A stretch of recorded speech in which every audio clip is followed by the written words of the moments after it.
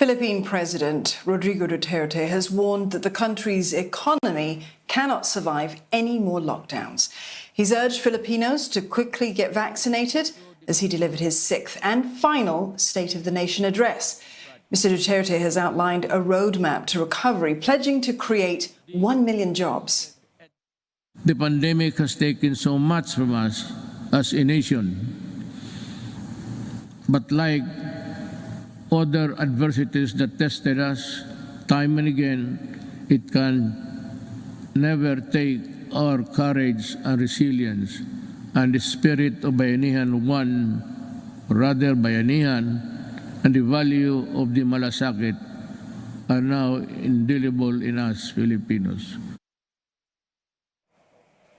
Buena Bernal joins us live now for more. Buena, the clock's winding down on Mr. Duterte's presidency. What legacy does he want to leave in this final year in office? Philippines President Rodrigo Duterte, in his final State of the Nation address, actually positioned himself as someone who is able to make unpopular choices for the sake of the common good. And that seems to align with the messaging of his office during the entire pandemic, when they are portraying Mr. Duterte as someone who embodies supposedly effective leadership, but that is done through strongman tactics. You have his cabinet ministers going out of their way to justify some of the hastily announced directives that he has, including a threat to jail those who are unvaccinated and arresting those who don't follow protocols, minimum health standards. But activists and critics of the president in protest the entire day ahead of the State of the Nation address actually negated that idea. Their argument was basically that effective leadership can go hand in hand with compassionate leadership.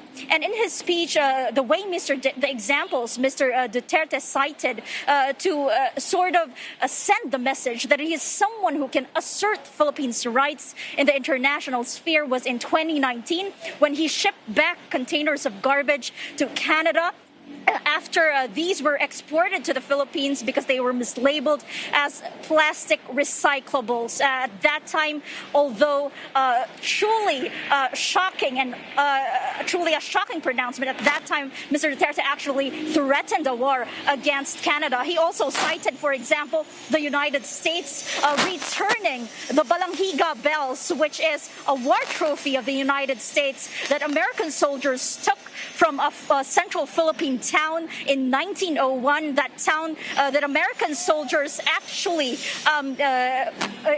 they burned down that entire town. So that war trophy meant a lot for the people there that had to be returned. And Mr. Duterte was quite aggressive, actually, in demanding the return of those bells. Those bells were returned in December 2018 under his term. And a new insight into the behind-the-scenes negotiations, actually, that Mr. Duterte said in his speech was that there were initial talks of him visiting the United States during the presidency of former U.S. President Donald Trump, but he actually turned down those initial talks because he wanted the bells returned. Now, while these were actually actions commended by some Filipinos at that time, where he did send mixed messages in his speech was when it came to China. In his prepared State of the Nation address, he actually reiterated some lines that he delivered during the speech that he had